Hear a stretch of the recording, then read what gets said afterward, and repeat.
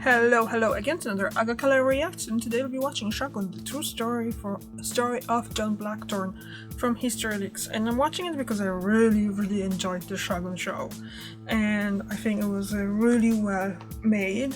I already mentioned it once or twice in my reactions, and I just really enjoyed that show. The way how it was made was really well. And just jump into it because let's just learn. Was John Blackthorne actual person? And we're just obviously gonna learn here now. Hello, History Leaks here. The first few episodes of the new show Shogun have been released, and so far it has been a very captivating and compelling story set in feudal Japan during the Sengoku Jidai warring period. And this was also a period when many European merchants and traders began to arrive in Japan for the first time. And in this show, you're introduced to a character who is shipwrecked and captured by the Japanese. His name is John Blackthorne, and he's from England. And I found his predicament so interesting that it made me want to look a bit deeper into his story. And what I found shocked me. Their original mission wasn't to go to Japan at all. It was actually to reach the western coast of South America. And Japan was only their plan B if that failed. Okay. So they set off from Holland with 5 ships and sailed across the Atlantic Ocean through the Straits of Magellan. Only 3 of the 5 ships actually made it through the Straits of Magellan. The others were lost due to storms. Another was actually captured by the Spaniards. Still a very dangerous and part once of the world, isn't they it, went to sail? around the tip of South America and actually reached the Pacific Ocean, they didn't actually want to stay in the western coast of South America because they were afraid of further attacks from the Spaniards. So they decided to keep going west to Japan. On the way, they're said to have made landfall in some islands, which were probably the Hawaiian Islands. And some of the crew members talking about the show or talking about the actually actual abandoned history the expedition and decided to stay in Hawaii. They sailed westwardly to Japan. After 19 months, they finally reached the coast of Japan. There was only one ship remaining, and it was called the Liefde, which means charity in Dutch. The other ships were lost for various reasons, storms, or they may have even just been lost their way and ended up going in a completely different place. Out of the original crew of 100 sailors, only about 20 were left, barely alive, sick, dying, starving, and diseased. And they managed to harbor their ship in a place called Kyushu in Japan. Out of those 20 men who actually made it, only 9 would survive. And one of those men was called William Adams. And William Adams is the man who John Blackthorne in the show is based on. His life is based on William Adams. William Adams was actually an Englishman, even though he was in this Dutch expedition. We know a lot about his life through the letters that he wrote to his wife throughout his journey. And in his letter, he describes many of the encounters he has with the Japanese and even his journey to get there. So in the show, obviously his name is John Blackthorne, but the show is actually based off of a novel, also called Shogun, from 1975. By an author called James Clavell, and he kind of, I guess, took these characters from history but gave them different names. So John Blackthorne is William Adams, and another one is Toranaga, the daimyo who captures him, is meant to be Tokugawa Ieyasu. So in William Adams' letters, he tells us that he was born in Kent in a town called Gillingham in 1564. He was an apprentice to a shipbuilder. He learned many skills like astronomy, navigation, everything to do with being a sailor. And from there, he joined the Royal Navy. He actually served under the famous Sir Francis Drake against the Spanish Armada. And there he gained a lot of experience as a pilot, piloting ships. And from there, he decided to join merchant expeditions, merchant vessels, and that's where he got involved with the Dutch traders. And the expedition that he was on is actually a predecessor of the Dutch East India Company, or what was to be the Dutch East India Company. They made landfall in a place called Bungo, in Japan. And they were met by the locals. William Adams mentions in his letters that they weren't hostile towards them, but they stole everything from the ship. They stole all their goods, including weapons and cannons, and they imprisoned them, and they were taken to Osaka Castle. There were also already some Portuguese missionaries there who claimed that So it's heavily influenced by the actual historical events, is it? So the author of the book kind of like, oh, I'm gonna read those letters and let me just write a book about. Although because I was really interested in Shogun, and I did look into the books, and I think there's 6 of them. Not all of them about the same person. I think each of the books is about something else, different part of Asia, but basically it's 6 books that he wrote about Asia in some kind of historical way, but Shogun is one of them. So William Adams and his crew were actually pirates and demanded that they be executed. And the lord of that area was Tokugawa Ieyasu. He took all their cannons and all of their weapons. These would prove vital in a battle which occurred later, which was called the Battle of Sekigahara. Just like in the show, in history, William Adams was brought before the daimyo Tokugawa Ieyasu, and Tokugawa Ieyasu was a very interesting character because he was different than the other Japanese nobles of the time. He was very interested in the outside world and things outside of Japan, whereas most of the other Japanese nobles were very insular and very close-minded and didn't see much good in anything from the outside world.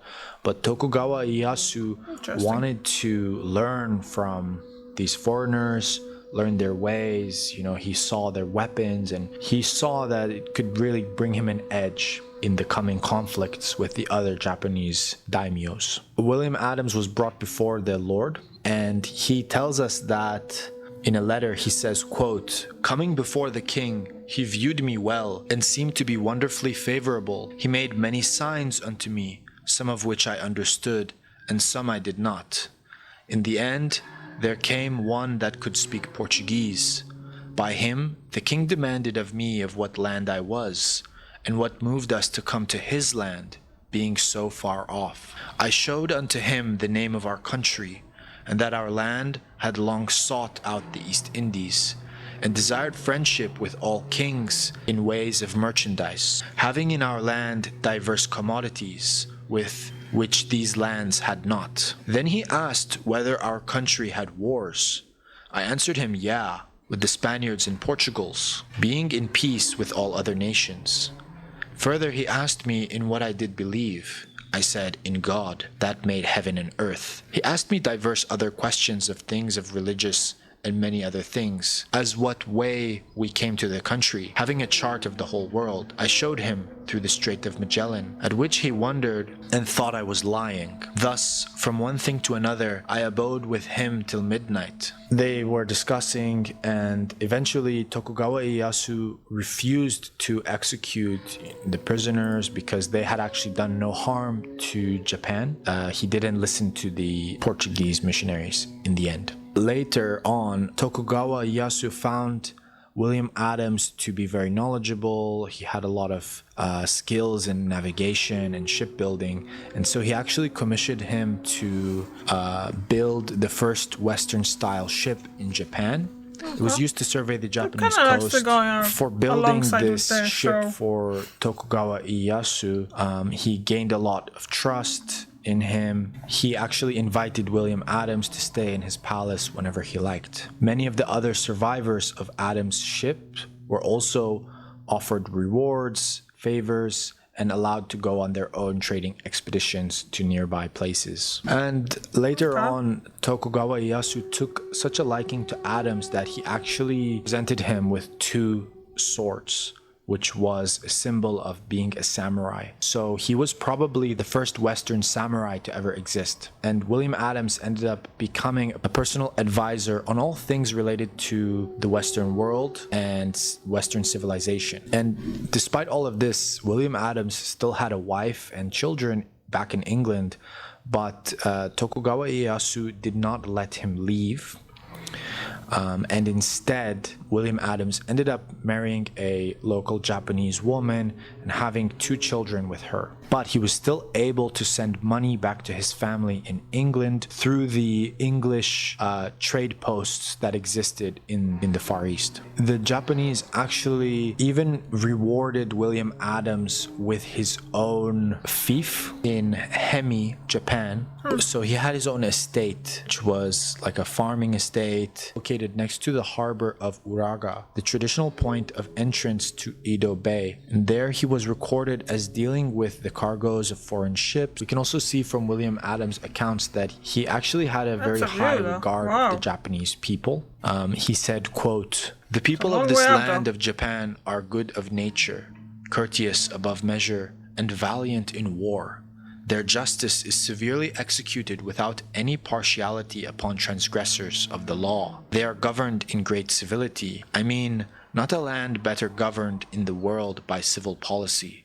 The people be very superstitious in their religion and are of diverse opinions." Adams, he lived until the age of 55, and he spent the rest of his years, serving the emperor and being engaged in trade in the Far East. Adams refused to stay in English quarters, residing instead with local Japanese magistrate. The English who encountered William Adams noted that he wore Japanese dress and spoke Japanese fluently. Today, there's actually Japanese suits of armor, which you can see in the Tower of London, which were presented by the son of Tokugawa Ieyasu to an English trader a little bit after William Adams' life. And, this shows that the relationship that they built with the Japanese, and it's a symbol of that. And you can actually see these amazing samurai suits of armor displayed today at the Tower of London, and they were given to the English in 1613. So he lived to the age of 55 and he died in 1620. So he actually lived quite a long life, 20 years longer than the average life expectancy for the time. And he was buried in a place called Hirado in Nagasaki Prefecture. In 1931, they actually discovered his skeletal remains. And in 2019, Japanese archaeologists finally announced the discovery of bones at the site believed to be those of Adams. After some investigation of the genetic background, the mitochondrial DNA analysis showed that the DNA likely belonged to haplogroup H, which is the most common DNA group found in Europe. The analysis also showed aspects such as dietary habits and burial style matched with Anjin. In April 2020, the University of Tokyo conducted conclusive forensic tests on the bones and confirmed it was William Adams' grave. Confirmation of the identity of the remains may have been possible with DNA data from living relatives of Adams.